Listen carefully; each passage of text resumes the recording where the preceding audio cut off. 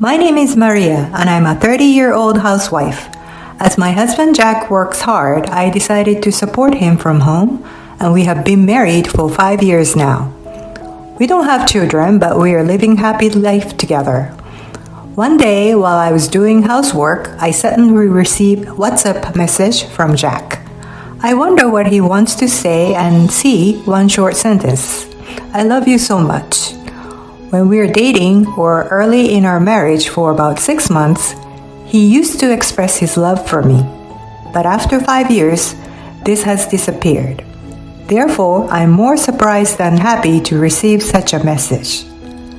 My husband sometimes expresses affection, and he's kind to me when he's in a good mood. But recently, it has been rare. To add, right now he's at work. I wonder whether something that would cause him to act unusual has happened. But I think, well, if he's in a good mood, that's fine. And I replied, thanks, me too. Jack usually only sends about 2 responses a day, but now I see that his response is very quick. I'm so happy you feel the same way, Natalie. I'm not letting you go tonight, is what he was written. What? Natalie? Who's Natalie? I'm Maria. Unable to understand, I freeze for a while, unable to reply. I receive another message shortly after this. I want to spend the rest of my life with you, Natalie. It's a miracle that you're in my life. My wife doesn't even work and she stays at home as if it's her right. I should never have gotten married.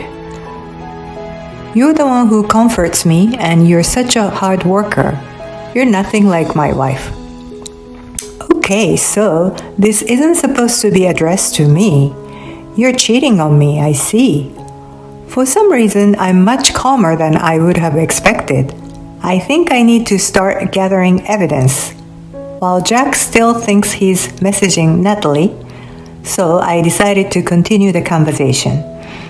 As he has allowed me to be a housewife, I have to admit there are some times when I know I can't bite back at Jack. But his having an affair is a completely different matter. I continued texting him, pretending to be Natalie. I sent him a message saying, do you really hate your wife that much? And he replies, yeah, I do. I've never loved her even once. Then why did you get married? It didn't have to be her, right? For the money. She's crazy rich. Is she? Yup. Well, her family is. That's why I'm nurturing her as an obedient housewife. And when her parents are gone, I'm going to inherit so much and leave her. I am in shock. He was nurturing me to be obedient? True. His recent attitude toward me was terrible, and I could tell that it had changed after we got married. I realized that there was no love there at all, and I'm finally starting to feel angry. I originally loved my job and always worked hard. However, Jack asked me to quit when we got married. So I left the company and became a housewife. Even so, he's saying that I'm staying at home as if it's my right. I never asked for this. I need to do something with this anger. So I decided to talk to a private detective to gather evidence. I changed my WhatsApp username to Natalie and sent him another message. But once you have money, will you be able to divorce her? Jack must be so delighted to receive messages from Natalie. He responds straight away. Of course I will. I'm gonna say she used all my money doing nothing at home. And the inheritance will be compensation. With all that money, I'm going to marry you. Kiss, kiss, kiss. I'm disgusted at the kisses, but I replied, do you really think it'll all work out that well? No problem, she doesn't know that I'm cheating. And all she will be able to do is apologize to me. So, do you have the divorce paper ready or something? I actually already signed everything. There was a time when she wasn't doing housework properly, so I signed the papers, saying I would submit them if the same thing happened again. Yes, I remember. One time, Jack thrust the divorce papers at me. It was when I was sick and had a fever. And he was furious that I hadn't been able to cook that day. Papers were framed and hanging on the wall in our bedroom. I guess they're sort of tool to brainwash me. True, since then, I didn't think I've ever cut the corners with the housework, however sick I feel. I feel sorry for myself, understanding that I was acting in exactly the way that Jack wanted me to. But this means, if Jack has signed everything, I can use the divorce papers whenever I want. This makes me feel much better. I have to let him know he's going to regret it if he continues to make fun of me like this. I start to get quite excited, and I enjoy messaging my husband, pretending to be his lover.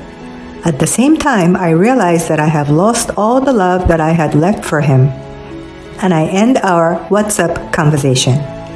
So, let's get ready to send this deceiving husband to hell. Even though we sent each other several messages, Jack doesn't seem to have noticed he was texting the wrong person. And he comes home and spends his time at home how he usually would. 6 months later, when I come home from grocery shopping, Jack's in the living room waiting for me with a sneer on his face. Here we go, I think, and he says, "I'm done with you. I want a divorce." He looks down at me while he says this. "You're always at home, spending my money, not even doing the housework properly." I have no words and just say, "Yeah," as if I don't care what he has to say. Jack must think he's being made fun of, and he looks annoyed.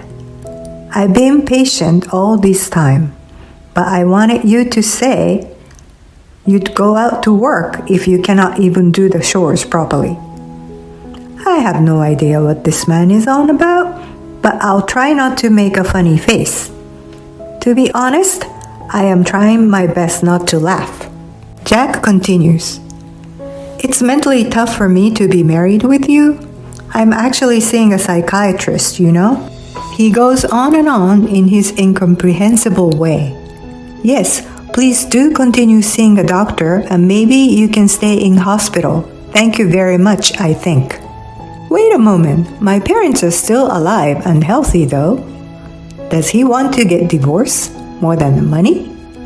I care so little about my husband that I'm calm enough to have those thoughts in my mind. You'd probably have better life away from me anyway. I guess he just wants to say I'm the one to be blamed for this divorce. You weren't working at all since we got married, so all our money is mine, you understand. It seems he has said everything that he had wanted to say, so I slowly began to talk. Okay, I understand, a divorce. But I actually have something to tell you. I won't listen even if you say you don't want a divorce, you know? I'm inheriting $3 million. My parents say they want to leave this amount to me while they are alive. Jack must be in complete shock that he stares at me silent with his mouth hanging open. $3 million to you? That's part of my property too, right? Of course not. They're leaving it for me personally.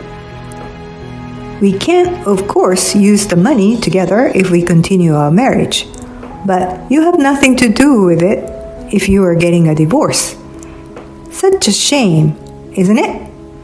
Then Jack replies with, "Okay, no divorce then." To be honest, I just mentioned divorce to make sure you understood the stakes. He must be crazy. It's so obvious that he only cares about the money. If he's going to change his attitude the moment that I mention $3 million, he's just so stupid. "Oh, did you? Thanks so much." "No problem. But I'm afraid we're already divorced," I say. And Jack is so shocked that he says, "Huh?" in a funny voice. I never knew he could make such a noise. It's the first time I'm hearing sound even after 5 years of marriage. I've already submitted the divorce papers. The ones that you kept in the bedroom, I signed them and everything. Hearing this, Jack goes to check on the frame in our room. They're gone. Where are they? As I said, I've submitted them. This man really doesn't understand a thing, does he? You don't want to be with me. You want to be with Natalie, right? With this, Jack is clearly panicking. I tell him about the WhatsApp conversation that we had, and it seems he hadn't realized at all and start checking his phone. He's turning blue. I do my best, trying not to laugh. It's difficult to say which day I had a harder time trying not to laugh, today or our relative's memorial service. Thanks to you not realizing you'd messaged me instead, I was able to gather so much evidence. I thought you were having an affair with just Natalie, but I found out you actually seeing so many other girls. Jack was not only seeing Natalie, but he was in a relationship with many others too, and one of them was a friend of mine. I found out after speaking with the detective that Jack was seeing a close friend of mine as well. I later asked this friend if this was true, and she told me that Jack started flirting with her at our wedding. I was lost for words at this. I looked at Jack's and see he's trying to come up with some kind of excuse. But it's too late. There's nothing he can do. The divorce is fixed already. I've already reached out to all your lovers. I see that some of them are married. So let's see how much they'll request you to pay, shall we? With this, Jack, who's already in blue in the face, turns even paler. You think I have that kind of money? This is unbelievable. True, I told your company too. So I guess you'll be losing even more money. Of course, I reached out to Jack's company as well. He was having an affair with some of the girls at the office too.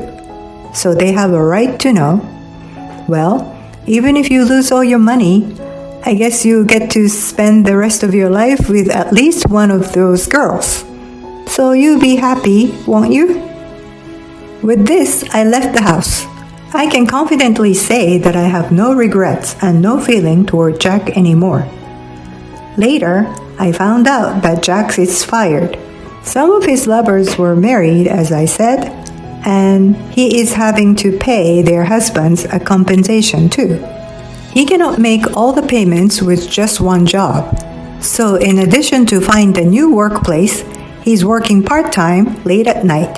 It's all his own fault, so I actually think he should be having a harder time than this as punishment.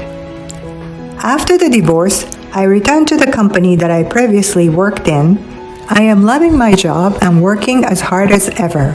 However, I haven't worked in 5 years, so I think myself as a beginner, and I'm hoping to learn from my colleagues. 5 years with my ex-husband made me realize that marriage is not everything. So I hope to be able to tell the right man apart if there is a next time. But for now, I'm putting my all into my work.